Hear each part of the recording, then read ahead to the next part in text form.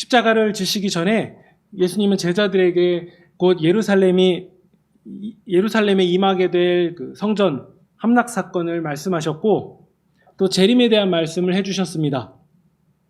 예수님은 제자들이 성전이 함락이 되든 예루살렘이 곧 임박한 환난이 있든 혹은 예수님이 다시 오시든 그 날이 어떤 날이 되든 간에 그저 예수님을 믿고 또 믿음대로 행하는 삶을 살면 된다라는 것을 말씀하셨습니다.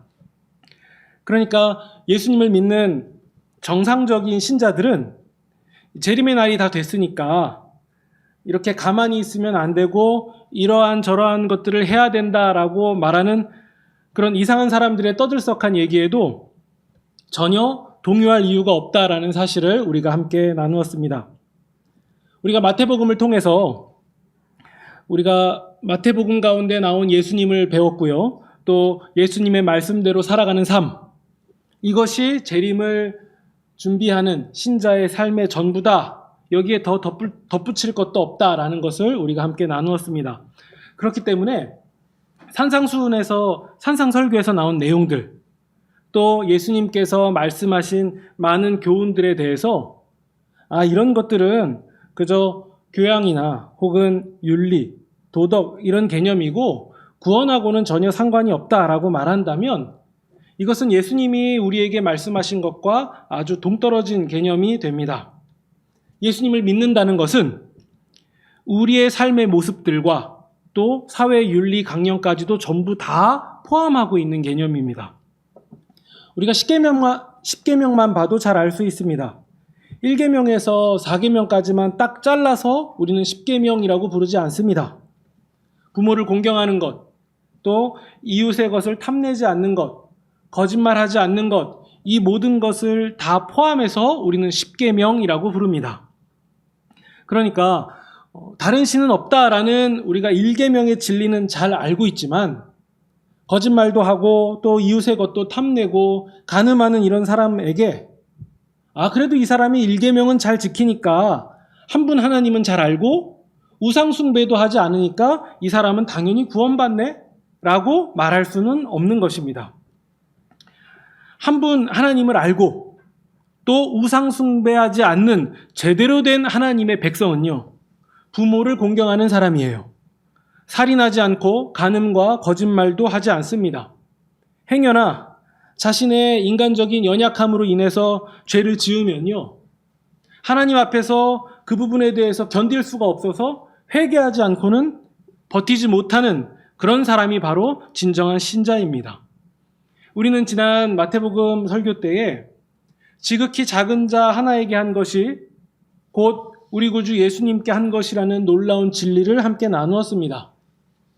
제자들은요, 예수님과 함께 다니면서 사람을 어떻게 대해야 되는지, 또 당시에는 인격을 존중받지 못하는 어린아이들을 어떻게 대해야 하는지, 또 수가성의 사마리아 여인은 어떻게 대해야 되는지, 또 가난한 사람들, 또 병자들, 또 이 사람들을 비롯한 여러 사회적인 약자들을 어떻게 대해야 되는지, 또 세리와 창기들까지도, 또 부정한 사람들은 어떤 자세로 맞이해야 되는지, 이러한 사실들에 대해서 제자들은 예수님을 통해서 정말 잘 배웠을 것입니다. 왜냐하면 예수님의 곁에서 가까이에서 예수님이 이런 사람들을 어떻게 대하셨는지를 두 눈으로 똑똑히 지켜봤기 때문입니다. 더욱이 먹을 것, 입을 것에 관한 부분도 잘 배웠을 것입니다. 제자 12명과 또 예수님까지 총 13명이 함께 다니는 그런 여정에요, 재정도 만만치 않게 많이 들었을 것입니다. 그렇기 때문에 예수님이 사치품을 몸에 두르셨다거나 혹은 지금으로 따지면 한 켤레에 수십만 원 하는 고가의 신발들, 수백만 원 하는 가방이나 시계 이런 것들을 두르고 다니시지도 않았을 거예요. 왜냐하면 예수님은 과부의 두렙돈이 그녀에게 얼마나 큰 가치로 작용하는지를 누구보다도 잘 알고 계신 분이시기 때문입니다. 그러니까 제자들은요, 예수님과 함께 다니면서 도덕적인 혹은 윤리적인 감각이 매우 뛰어났을 것이고요. 또 가룟 유다처럼 불순한 의도가 그 안에 있는 것이 아니라면 재정을 사용하는 것에 있어서도 허투루 하지 않는 그런 상황이었음이 분명합니다. 이렇게 볼 때요, 제자들은 삶으로 행하는 믿음이라는 측면에서 볼 때 어느 정도 상당히 훈련이 되어 있던 것으로 추측할 수 있습니다. 그런데요, 이런 상황 가운데서 예수님은 어떠한 부분을 집중하고 계셨습니다. 그것은 제자들에게 여전히 부족한 부분이었는데요. 우리는 그게 무엇인지를 한번 실마리를 잡은 적이 있습니다. 예수님이 예루살렘을 들어가실 때, 그 입성을 앞두고 계셨을 때 제자들은 그들에게 최대의 관심사가 하나 있었습니다. 그게 뭐냐면 바로 주의 나라에서 누가 가장 크냐에 관한 부분이었습니다. 야고보와 요한의 어머니가 예수님을 찾아옵니다. 그리고 이렇게 얘기하죠. 주의 나라에서 제 두 아들을 예수님의 왼편 오른편에 앉을 수 있게 명령해 주십시오. 그러자 이 얘기를 곁에서 듣고 있던 10 제자들도 상당히 분하게 여깁니다. 그러니까 12 제자들의 모든 관심은 예수님의 좌우에 앉을 수 있냐, 내가 그 자리에 앉을 수 있냐, 그것에 관한 부분이었어요. 그러니까 온통 예수님을 힘입어서 좋은 권력의 자리에 앉고 싶어하는 마음, 그것뿐이었다는 얘기입니다. 그런데 야고보와 요한이 어머니까지 동원해서 그 권력의 자리를 선점하려고 하니까 당연히 제자들은 이제 분이 날 수밖에 없는 상황이죠. 이때 예수님은요, 제자들에게 이런 얘기를 하십니다. 으뜸이 되고자 한다면 종이 되어라. 하지만 제자들은 이 말씀을 듣고서도 이 말씀이 제대로 자신들의 귀에 들렸을 리가 없어 보였습니다. 제자들은요, 왜 권력을 차지하려고 싸웠겠습니까? 그 이유는요, 예수님이 어떠한 분으로 이 세상에 오셨는지 그것에 대한 큰 착각을 하고 있었기 때문입니다. 로마를 압제하는 막강한 어떤 군사력을 가진 장수 혹은 장군, 군사적 능력의 왕으로 오셨다라고 착각해서 믿은 것으로 보입니다. 하지만 예수님은 이에 대해서 몇 번이고 말씀하셨어요. 내가 이 땅에 온 이유가 있다. 그것은 내가 섬김을 받으려고 온 것이 아니라 도리어 내가 섬기려고 왔다. 내 목숨을 많은 사람들의 대속물로 주려고 내가 왔다. 예수님은 이러한 얘기들을 제자들에게 여러 번 가르쳐 주셨습니다. 하지만 제자들은요, 예수님이 죽으신다라는 의미를 예수님이 가르쳐 주신 대로 이해하지 못했고요.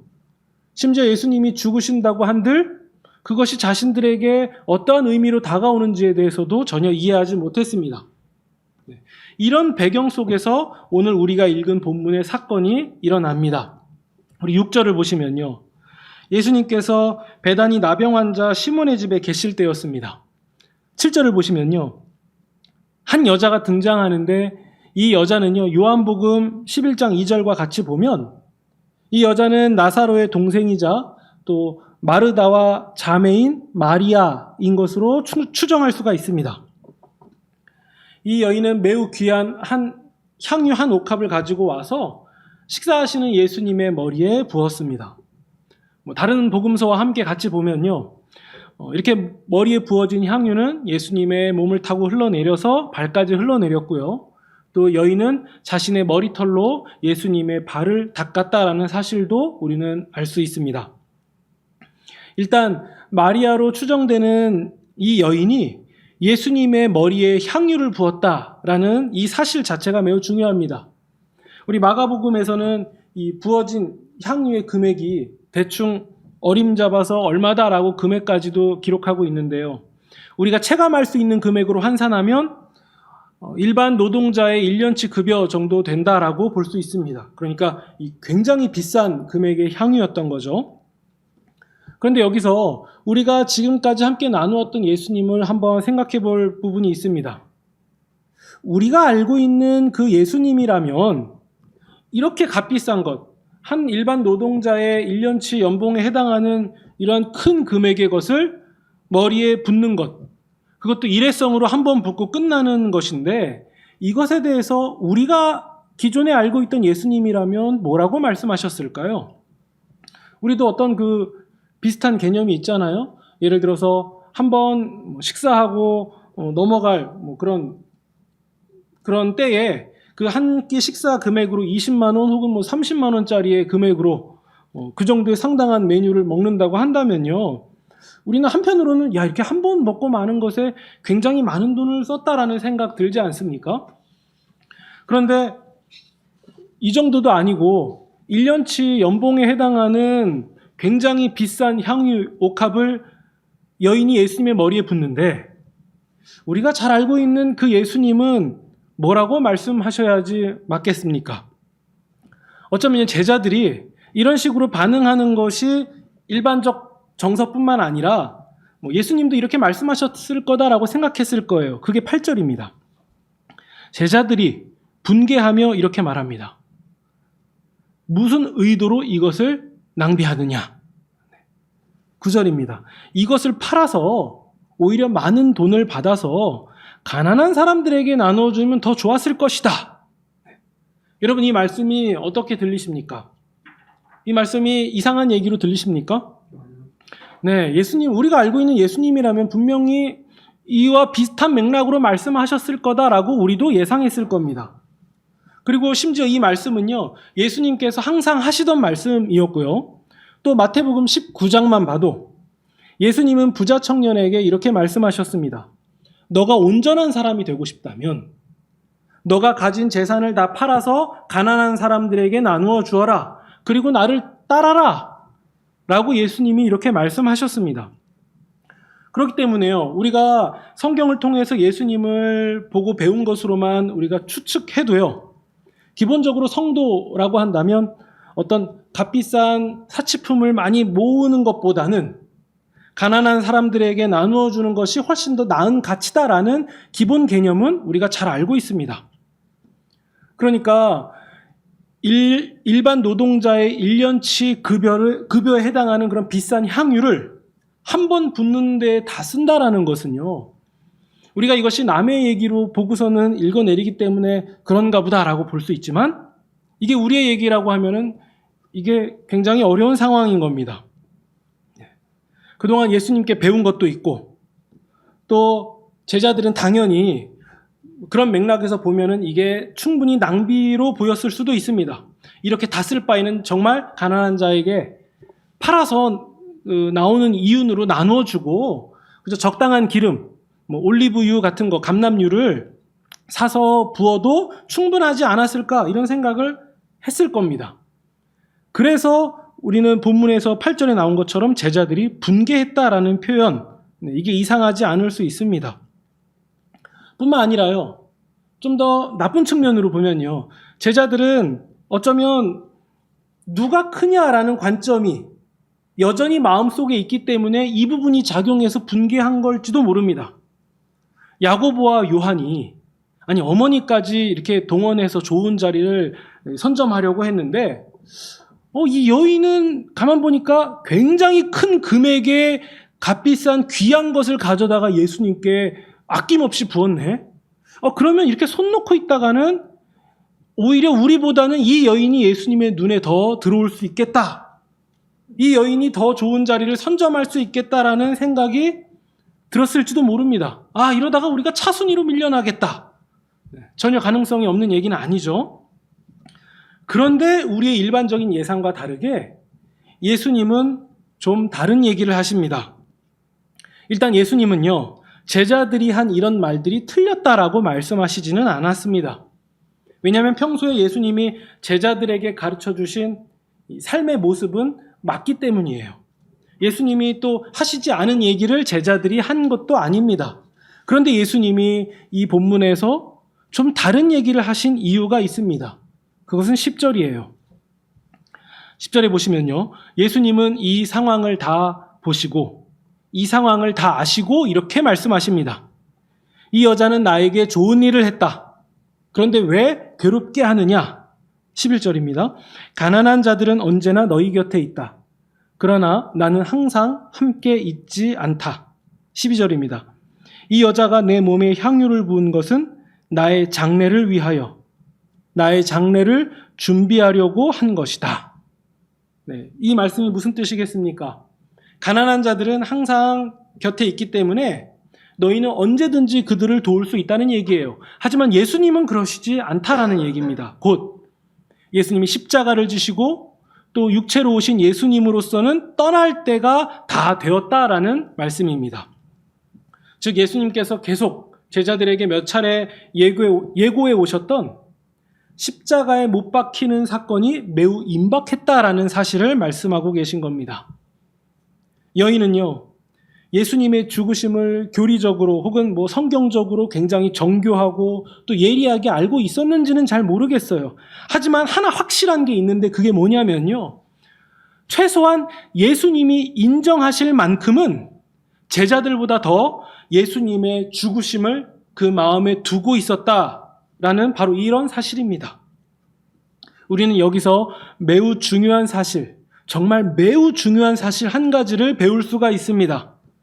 그것은요, 예수님의 제자에게 비싼 물건을 팔아서 가난한 자에게 주는 것보다 더 나아가서 지극히 작은 자에게 어떤 좋은 행위를 하는 것보다 더 중요한 게 하나가 있다. 예수님의 제자들에게 그러한 것들보다 더 중요한 사실이 하나가 있다. 그게 뭐냐면 예수님의 죽으심을 아는 것이다.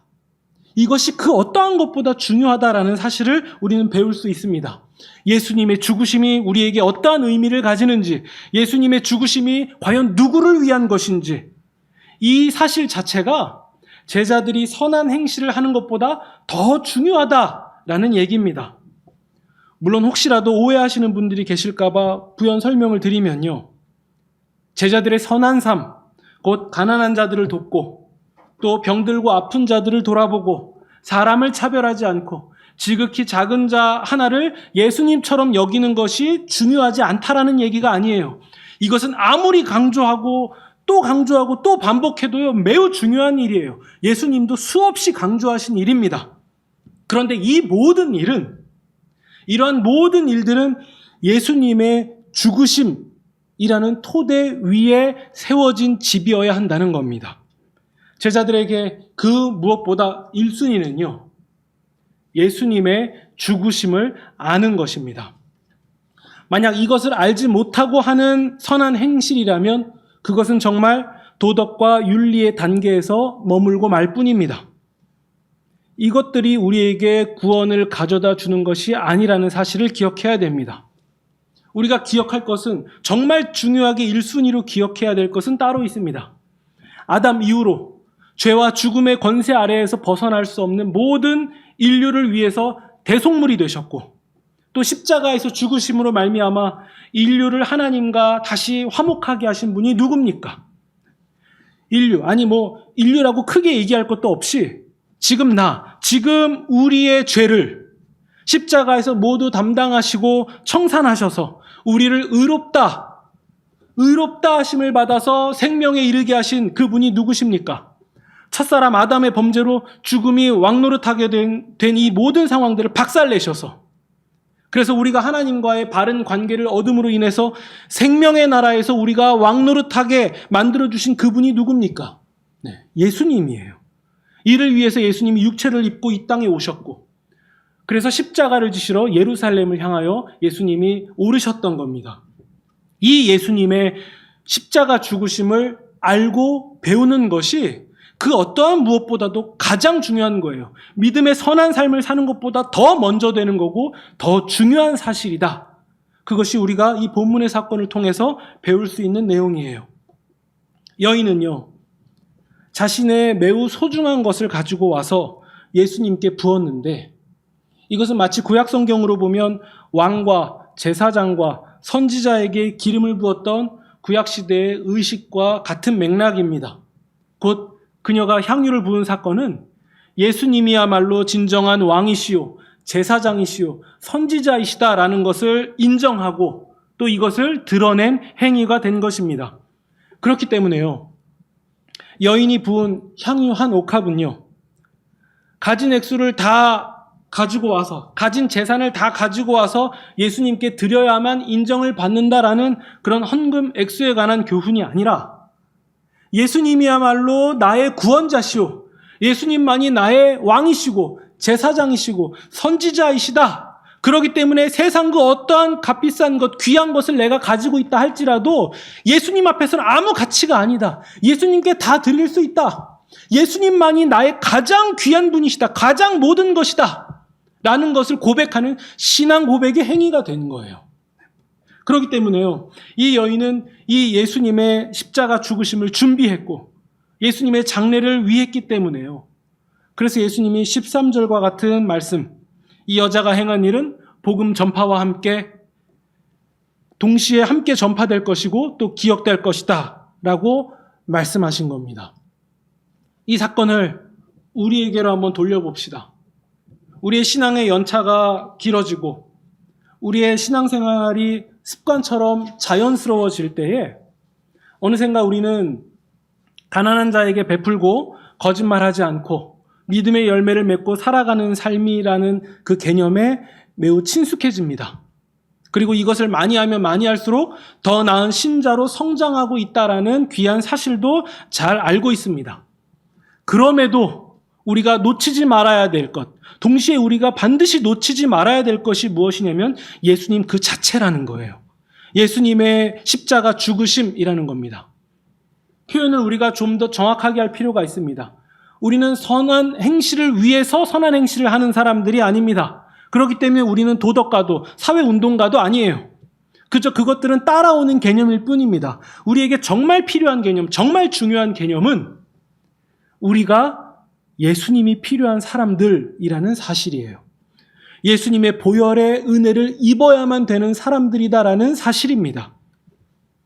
우리가 정상적으로 살아가는 한 사람을 놓고 볼 때 그 사람이 자라면서 학교도 다니고 또 사람 사이의 관계도 맺으면서 살아가고 또 기술도 배우고 취미생활도 하고 취직도 하고 이러한 모든 활동들은요, 한 사람에게 정말 중요한 일이에요. 이것이 중요하지 않다라고 말할 수 있는 사람은 한 명도 없을 겁니다. 그럼에도요, 이런 활동이 그만큼 중요하다 함에 있어서도 그 사람이 정작 숨 쉬는 것, 호흡하는 것보다 더 중요하다라고 말할 수는 없습니다. 마찬가지예요. 이것과 똑같습니다. 한 신자가 선한 삶의 행실로 귀한 열매를 맺으면서 살아가는 것은 아무리 강조해도 지나치지 않은 매우 중요한 것입니다.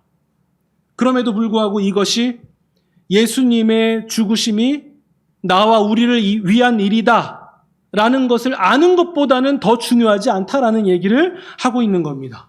우리에게 정말 중요한 것은 예수님의 죽으심, 그것이 나와 또 우리를 위한 일이다라는 사실을 배우고 또 배우고 이것이 우리 가운데 각인되는 일입니다. 그래서 이 여인은 예수님께 자신의 옥합을 깨는 일이 결코 아깝지 않았던 겁니다. 예수님의 장례를 위할 수만 있다면 그녀는 뭐든지 할 수 있었던 사람입니다. 이것이 여인이 예수님께 드렸던 신앙 고백이었던 거죠. 하지만 이 여인과 반대되는 인물이 있습니다. 곧 예수님과 함께 다니면서 예수님을 가까이에 두고서는 예수님을 계속 일관되게 지켜보고 또 보고 듣고 아무리 많이 배워도요, 그 마음에 예수님의 죽으심이 어떠한 의미인지 알지 못하는 가룟 유다와 같은 그런 사람은 결국에 무슨 일을 합니까? 죽음을 앞에 두신 예수님을 보고 더 이상 자신의 욕망을 채워주실 수 없는 분이다라는 사실, 그렇게 그는 판단했기 때문에 그 예수님을 돈값으로 팔아서 이득이나 보려고 하는 그런 계획만 세울 뿐이다라는 사실을 우리는 본문에서 읽어낼 수 있습니다. 그렇다면 나는 여인에게 가깝습니까? 아니면 가룟 유다에게 가깝습니까? 나는 정말 예수님의 죽으심, 예수님의 십자가 사건이 나에게 정말 중요한 사람입니까? 내 삶에서 이것과 바꿀 수 있는 가치는 없다라고 당당하게 고백할 수 있습니까? 예수님의 죽으심의 은혜를 입는 것이 아니라면 그저 나는 왔다 가는 한 줌의 인생일 뿐이다. 나는 아무것도 아니다라는 그런 절실한 고백을 예수님께 드릴 수 있는 사람입니까? 나는 이런 신앙 고백을 가진 사람이 맞습니까? 우리는 이 시점에서 우리 스스로에게 진지하게 물어봐야 됩니다. 나는 정말 예수님을 향하여 그러한 신앙 고백이 있는가? 정작 내가 이 세상에서 가장 소중하게 여기는 것은 무엇인가? 내 삶의 옥합은 무엇이었나? 예수님의 십자가 은혜 앞에서 나는 그런 옥합쯤이야 기꺼이 충분히 깨버릴 수 있는 그런 사람인가? 나에게 십자가 은혜, 예수님의 보혈, 그것은 정말 가장 고귀한 것이 맞는가? 우리 스스로에게 진지하게 물어봐야 됩니다. 혹여나 내가 가룟 유다처럼 예수님을 여러 가지 이유로 이용만 할 줄 알았던 것은 아니었는가? 예수님의 죽으심, 그 죽으심은 곧 나의 죽음입니다. 우리는 예수님과 함께 십자가에 못 박힌 사람들입니다. 이 뜻은요, 이제 우리의 옛 자아는 완전히 죽었다라는 뜻이에요. 이제는 나의 자아로 살아가는 게 아니라 예수님이 내 삶의 주인이 되셔서 예수님의 뜻대로 살아가겠다라는 얘기입니다. 그래서 더 이상 죄의 종노릇하면서 살지 않고 예수님의 말씀을 따라서 살며 또 말씀대로 살아가는 삶을 통해서 열매를 맺을 수밖에 없고 예수님이 다시 오시는 재림의 날까지 그저 그 말씀의 삶을 묵묵히 살아간다. 이것만이 우리 가운데 있을 뿐입니다. 이 모든 것이 가능한 이유가 무엇입니까? 예수님이 우리를 위하여 죽으셨고 이 죽음이 우리의 죄를 대속하셨고 우리를 하나님과 화목하게 하셨기 때문에 우리는 이 믿음의 삶을 살아가는 것이 가능하다. 결국 핵심은 예수님의 죽음이었던 겁니다. 코로나로 인해서 강화된 거리두기 때문에 우리의 사회생활뿐만 아니라 우리의 믿음 생활도 더욱 어려워졌습니다. 그럼에도 불구하고 주님을 존귀히 여기는 그런 믿음의 삶으로 예수님의 죽으심과 그 은혜를 자랑하고 드러내는 여인과 같은 그 신앙 고백이 우리에게 있기를 소망합니다. 그래서 이 믿음으로 또 한 주를 묵묵히 살아가시는 그런 저와 여러분이 되시기를 주님의 이름으로 축원드립니다.